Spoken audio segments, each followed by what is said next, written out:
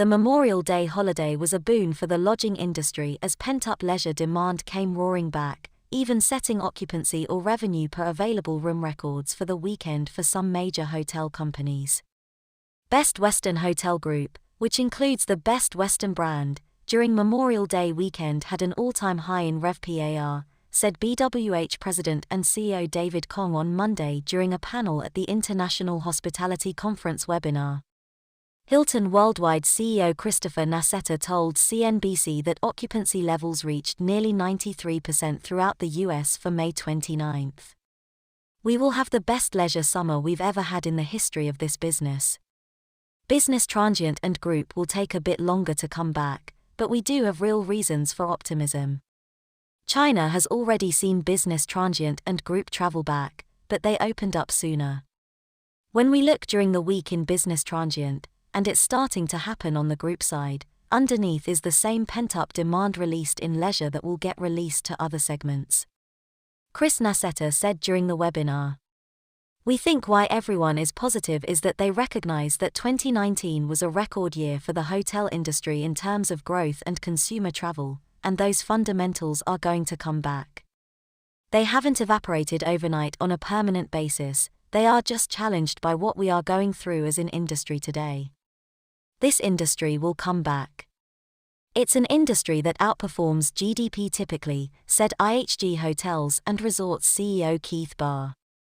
"Anybody making predictions in the middle of a pandemic or crisis should really reconsider, because you don't know what is going to come," said Hyatt Hotels Corporation President and CEO Mark Hoplamazian during the webinar. Citing 2020 predictions from technology executives of permanent changes to travel and work environments. Today, they are singing a different tune. You see major tech companies who made broad declarations in the past saying we're going to have people back in the office 3 days a week starting in September. You see Big Four firms making public statements about getting back on the road. You see and hear about banks and financial institutions planning for large-scale get-togethers. That's a huge change in mindset in a pretty short period of time." Marriott International CEO Anthony Capuano said that he's very bullish on the recovery of business travel. "Talk to a partner from any consulting firm and ask them what their plans are. They may say they'll moderate a bit. But then you ask them, what happens the first time you decide to make a pitch via technology, and your primary competitor makes the trip? Their quick response is, then all bets are off and we're right back to traveling the way we were pre-pandemic. Talent and teams are so critical," said Accor chairman and CEO Sebastian Bazin. "We touched upon the biggest worry over the next few weeks. Of course summer will be great. But do I have enough talent to service future clients? It's a difficult task. The room rate story has been really encouraging for all of us," Capuano said. "What we are seeing is real pricing power. We looked across our entire U.S. resort portfolio Memorial Day weekend, and average rate was up 35% over the same weekend in 2019.